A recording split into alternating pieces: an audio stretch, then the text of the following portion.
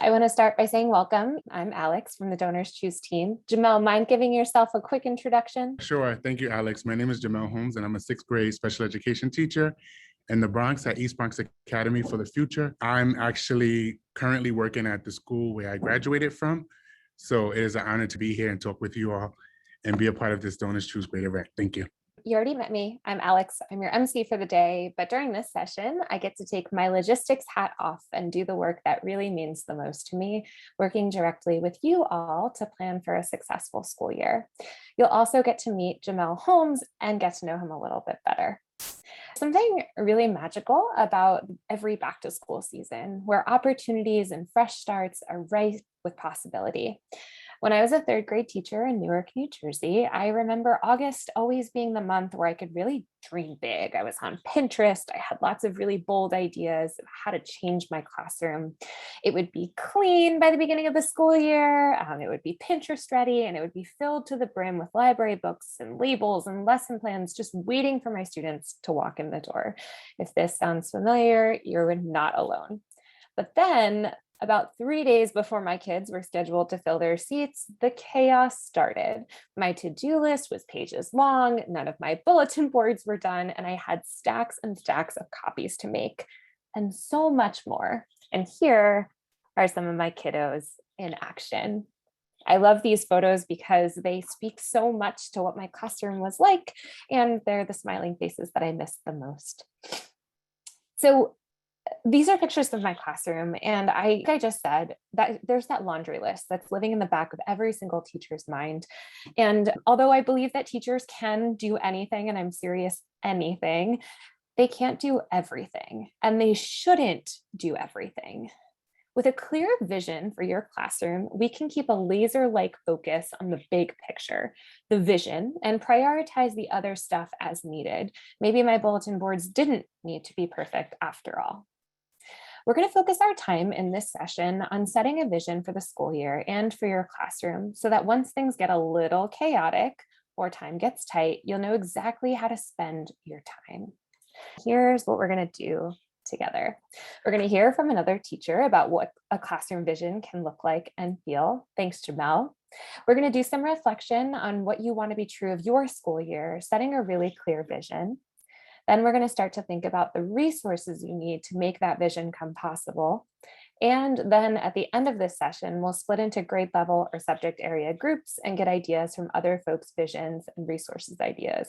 That's going to be the moment where we actually get to connect with other colleagues. So for this session, you're going to need a pen and something to write on. Let's take about 30 seconds now with that pen and piece of paper with a really simple prompt.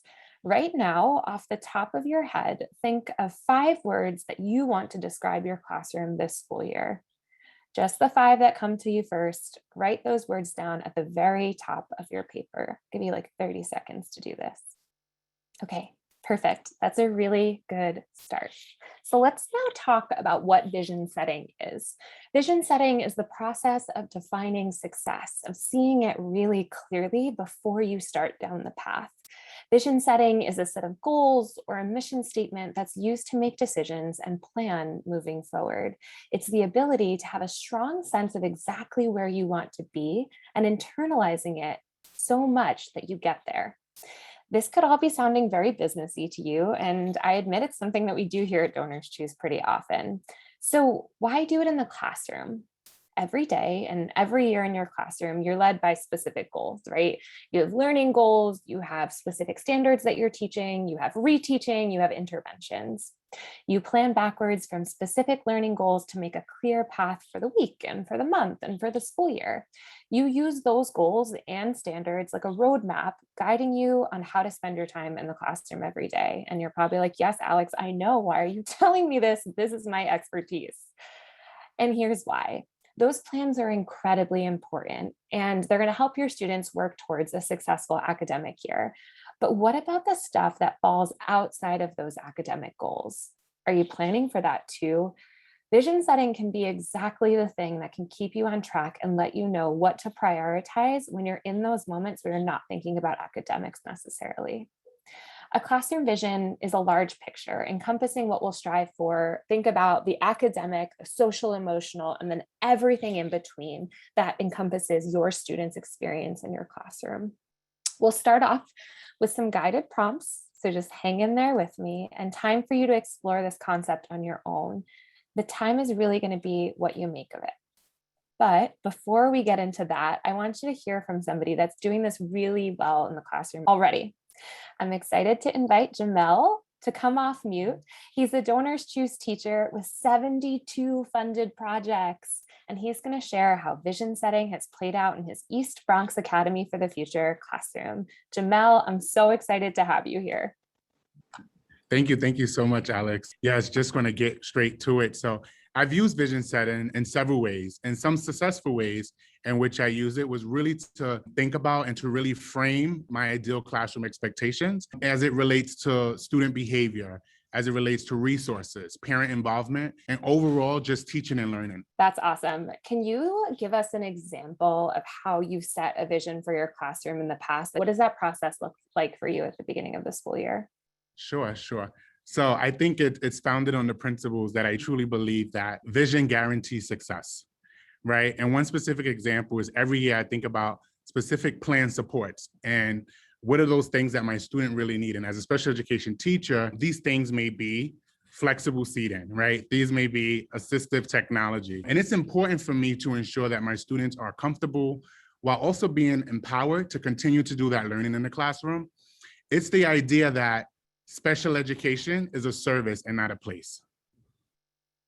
Ooh, that's so interesting. So if you, Jamelle, I know we hadn't chatted about this question beforehand, so I hope you'll bear with me here, but if you asked your students, like, what is special education? What do you think they would say experiencing your classroom? I think some of my previous students would say it's getting the supports I need, getting individual support. It was the idea, and as I think about of what's fair and what's not fair, and we've had those conversations several times in the classroom, and just to think for a very particular lesson, like when we're doing annotations and students may need highlighters or graphic organizers and things like that, and it's just, this is for you and that's for them. So we had many conversations around kind of giving specific tools that you may need. So yeah, they would definitely talk about special education is getting the support that you may need. They may not say individualized support, but something very similar. How cool. So since you've started using vision setting at the beginning of the school year, how has it impacted your teaching practice or your students? What changes have you seen? Wow. Definitely with the support of DonorsChoose, I must say that setting a vision has really allowed me to build authentic relationships with my students and relationships that went on beyond the scope of the traditional classroom. My students know what to expect from me. I know what to expect from them. And we truly take pride in kind of celebrating those successes. That's so cool. And you mentioned using vision setting, but then also having DonorsChoose as a support. How do you feel like those two things interplay? Like when you think about the vision for your classroom for a school year, what role does DonorsChoose play in that? Are you planning like specific projects? Yeah, so it's interesting. So if it wasn't for DonorsChoose, I wouldn't be able to do half of the things that I am doing. What I will say is that as I think about next year specifically, one of the things that I did is a pacing calendar. I've never done that. I've done pacing calendars around curriculum, but not so much more in regards to very specific projects in which I'm going to do. So for example, as we all know, the start of the school year, it's starting up in September. We know that for those that are teaching in New York City. And it's very clear. I know who my students are. I know the population I serve.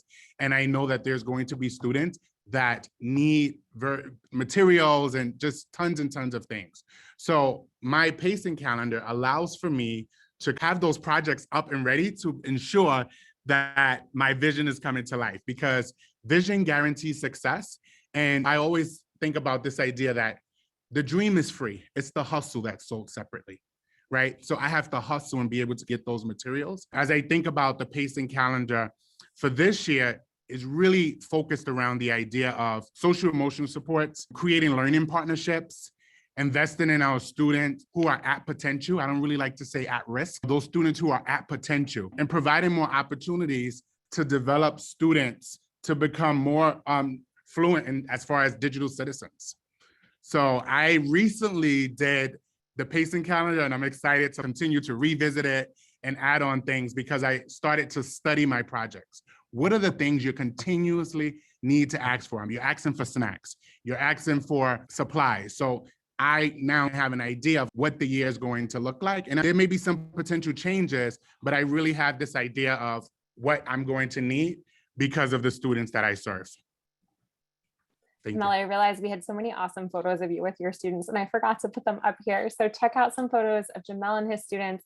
Jamelle, like you just gave us a really good glimpse into your vision for this school year. Other than what you shared, like when you walk into your classroom, what is your focus for next year? Yes. So my focus is definitely going to be around social emotional, the idea of like just allowing my students to be students and more discussions. And I really want to back away from, I don't want to say the academics, but as far as school being a primary means of instruction, but really, really getting to know my students. I think I do a very, decent job at doing that, but really allowing them to really be a part of the classroom.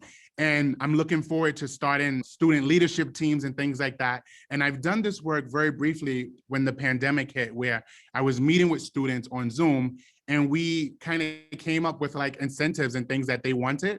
And students was able to say, it would be really cool if like I had LED lights while I'm working from home.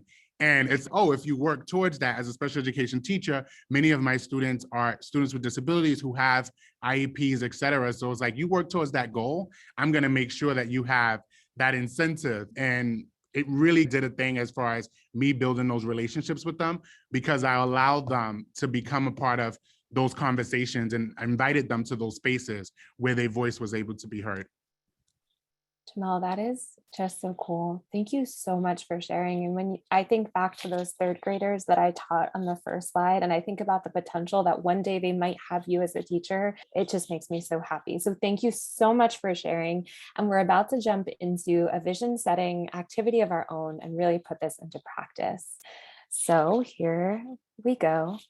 You're going to have a writing prompt, y'all, and it's going to be a 3-minute writing prompt, totally a free write, just like the way you would do in a classroom. And for the next 3 minutes on the paper in front of you or in your notepad or on your cell phone, the prompt is, imagine your classroom for the upcoming school year. Write a few lines to describe that classroom. I know this is a little bit vague, but just roll with me on this one. Okay, y'all, let's bring it back. And we're going to dig a little bit deeper here. And our goal with this session is that you leave with fleshed out enough thoughts that you can go and enact these in your classroom tomorrow or next week or whenever you need them. So we're going to start on a new piece of paper. So go ahead and turn the page or find a new spot. And you're going to have 6 prompts total. So just make sure you have some space for yourself. If it's useful, you can create a graphic organizer that looks like the one on your screen. And you're going to have 5 minutes to jot down some notes guided by some short prompts. Don't bother writing down the questions. We'll make sure that you get these slides after the event. So the first question that you're going to answer is, how do you want your students to feel in your classroom? The second is, what do you want to be true of your classroom? The third is, what does your classroom look like when you imagine it? Then, what are students doing in your classroom? What spaces exist in your classroom? And what will your relationships with your students look like? They don't need to be complete sentences. This is only for you. If you're just joining our session, there are some prompts on the screen that we're using to create a vision for our classroom. So if you're just joining, just take a piece of paper. Don't bother writing down the questions, just your answers, and try to answer 5 to 6 of those. Okay, and if you finish a little bit early, that's totally fine. The next step is when you look at the screen, you have those 6 prompts, and on the bottom of your page, take a moment to write down a list of 3 to 5 items that you're going to need to bring this to life. So when I think about what student relationships look like in my classroom, it was really important to me that there was some type of conferencing space. So when I was doing small groups, I could work directly with a small group. And so for me, it was really important that I had a kidney table, for example. And for me, it was also important when I thought about what my classroom looked like, is that there were posters and decorations on the wall and things that reflected my students' learning that were represented in folks that looked like them. So those are some examples of things you might do. So again, when you're done with those 5 to 6 prompts, what you should do is at the bottom of your piece of paper, create a list of 5 specific items. Imagine things you could get on DonorsChoose that you need to bring this classroom that you just dreamed up to life. We just had someone chat in and ask for another example, so I'll give you one from my own classroom as well. When I answered the question, how do you want your students to feel in the classroom? One of my answers was empowered and in charge of their learning. And so for that, it was really important to me that students had access to a lot of books that they could choose independently. So I knew that filling my classroom library and keeping it right at eye level for my younger students was really important. The other thing I thought about was making sure that the learning resources that my students would need to access for things like math centers were in bins that were clearly labeled and really easy for them to access during a lesson. And so those are just 2 examples of what you might use to bring to life how students feel in your classroom. I'm thinking back now to the way Jamie talked about having a grass area in her classroom that was a designated space. That might also be an idea to loop in here.